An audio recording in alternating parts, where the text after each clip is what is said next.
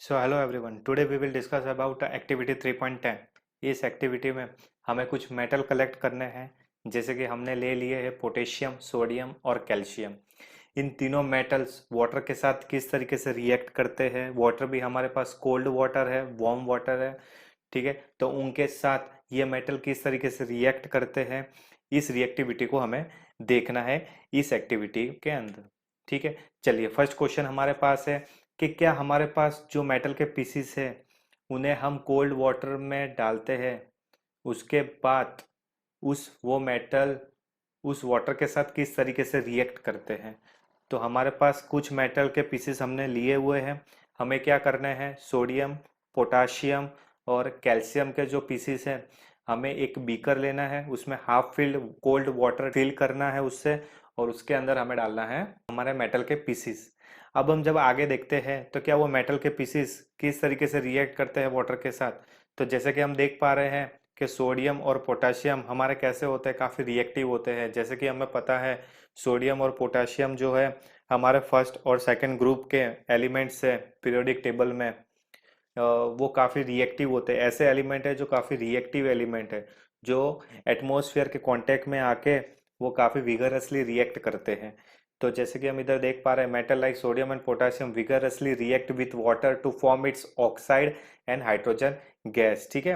वो ऑक्साइड बनाते हैं और हाइड्रोजन गैस को लिबरेट करते हैं, और जब हाइड्रोजन गैस को लिबरेट करते हैं तो इजीली वो फायर को भी कैच कर लेते हैं। लेकिन कैल्शियम, सोडियम और पोटेशियम के जितना रिएक्ट नहीं करता, लेकिन वो भी काफ़ी रिएक्ट करता है, लेकिन उनके कंपैरिजन में सोडियम सबसे ज़्यादा रिएक्ट करता है। आगे जब हम देखते हैं तो एक रिएक्शन हमारे पास है, सोडियम को अगर हम वाटर के साथ रिएक्ट करते देखते हैं तो हमें क्या मिलता है, सोडियम हाइड्रोक्साइड मिलता है और हाइड्रोजन गैस उसमें से लिबरेट होती है, ठीक है।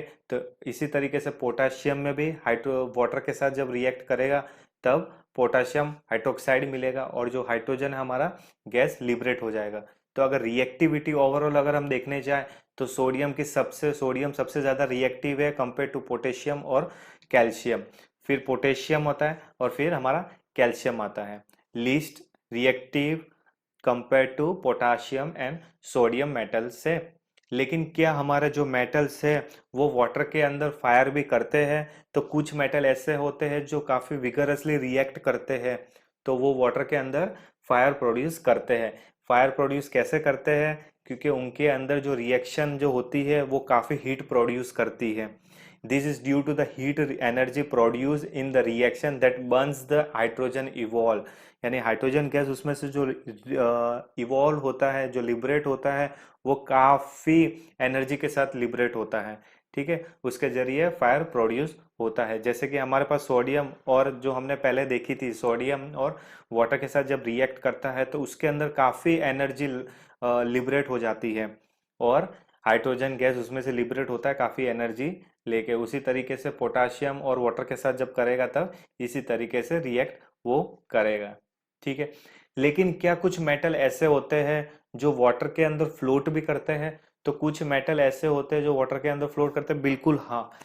जैसे कि हमारे जो कैल्शियम और जो मैग्नीशियम है, ये जो हमारे जो मेटल होते हैं वो क्या करते हैं, वाटर के अंदर फ्लोट करते हैं। उसकी वजह कि क्या करते हैं, जैसे हम वाटर के अंदर कैल्शियम और मैग्नीशियम का पीस डालेंगे तब क्या हो जाएगा, उसमें से बहुत सारा हाइड्रोजन गैस लिबरेट होगा, और वो जो हाइड्रोजन गैस है ना, वो कैल्शियम और मैग्नीशियम के सरफेस पे जाके स्टिक हो जाएगा, और जैसे ही स्टिक हो जाएगा वैसे ही क्या करेगा, कैल्शियम और मैग्नीशियम धीरे धीरे अप आने लगेगा और वाटर पे फ्लोट करने लगेगा, क्योंकि सारा हाइड्रोजन गैस कैल्शियम और मैग्नीशियम के सरफेस पे स्टिक हो चुके हैं। तो वो इजीली उनको वो बबल्स जो होते हैं वो ऊपर ले जाएगा उन्हें। चलिए, इसमें क्या दिया गया, calcium and magnesium start floating sometimes the H2 hydrogen produced in the reaction stick with metal in the form of bubble, so these metal start floating, ठीक है। जैसे कैल्शियम और हाइड्रोजन का इसमें हम देख पा रहे हैं वाटर का, तो कैल्शियम हाइड्रोक्साइड हमें मिलेगा, और वो जो हाइड्रोजन गैस इसमें जो लिबरेट हो रहा है वो क्या करेगा, उनके सरफेस पे जाके स्टिक हो जाएगा, जिसके वजह से वो मेटल हमारा फ्लोट करता है। अब हमें क्या करना है, जो हमने बीकर के अंदर हाफ फिल्ड कोल्ड वाटर लिया था, अब उसके कंपेयर में हमें लेना है हॉट वाटर। क्योंकि कुछ मेटल ऐसे होते हैं जो कोल्ड वाटर में रिएक्ट नहीं करते। तो क्या हमें देखना है वो हॉट वाटर में भी रिएक्ट करेंगे? तो उसके लिए हमें एक सेटअप तैयार करना है, एक सेटअप अरेंज करना है। वो सेटअप अरेंज करना है हमें इस तरीके से, जैसे आप देख पा रहे हो। ये जो सेटअप आप देख पा रहे हो इसमें क्या है, स्टीम ऑन मेटल्स, ठीक है। हमें उस मेटल की एक्शंस देखनी है। तो इस सेटअप में हम देख पा रहे हैं एक साइड हमारे पास बंसन बर्नर है, जो हम यहाँ पे देख पा रहे हैं बंसन बर्नर है। Glass full soaked in water एक साइड पे रखा है, ये टेस्ट ट्यूब है। बीच में हम मेटल सैंपल रखेंगे, ठीक है। अब ये मेटल सैंपल्स को जैसे हम बंद करेंगे तब क्या हो जाएगा, इसके अंदर जो हाइड्रोजन गैस प्रोड्यूस होगी वो इस पाइप के द्वारा डिलीवर होगी, और यहाँ पे हमें बबल्स के फॉर्म में वो हाइड्रोजन गैस लिबरेट हुए दिखेंगे, ठीक है। ये हमें चेक करना है। तो अगर वो रिएक्ट करेंगे तो हाइड्रोजन गैस को लिबरेट करेंगे। तो जैसे कि हम यहाँ पे देख पा रहे हैं एल्यूमिनियम, आयरन और जो जिंक है वो क्या करते हैं, हाइड्रोजन गैस को लिबरेट करते हैं, प्रोड्यूस करते हैं। लेकिन जो कॉपर है हमारा, वो बिल्कुल भी रिएक्ट नहीं करता, ना ही कोल्ड वाटर के साथ रिएक्ट करता है, ना ही हॉट वाटर के साथ रिएक्ट करता है, जैसे कि हम इस रिएक्शन में देख पा रहे हैं, ठीक है। चलिए नेक्स्ट क्वेश्चन पे हम चलते हैं। क्या जो मेटल रिएक्ट नहीं करते इवन विद स्टीम, ऐसे कौन से मेटल है जो स्टीम में भी रिएक्ट नहीं करते? तो जैसे कि हम देख पा रहे हैं गोल्ड, लीड, कॉपर और सिल्वर है, ये बिल्कुल भी रिएक्ट नहीं करते। ये बिल्कुल भी स्टीम में रिएक्ट नहीं करते। ये ऐसे मेटल होते हैं जो काफी रिएक्टिव नहीं होते इन नेचर में, ठीक है। जैसे कि हमने हमारे जो मेटल और नॉन मेटल की जो सीरीज है उसमें पार्ट 1 और पार्ट 2 में रिएक्टिविटी सीरीज देखी थी। तो उस पार्ट 1 में जो हमने रिएक्टिविटी सीरीज देखी थी उसमें हमने ये भी देखा था कि गोल्ड और कॉपर, सिल्वर, लीड, ये सारे मेटल ऐसे होते हैं जो कम रिएक्टिव होते हैं कंपेयर टू फर्स्ट ग्रुप और सेकंड ग्रुप के एलिमेंट से, ठीक है।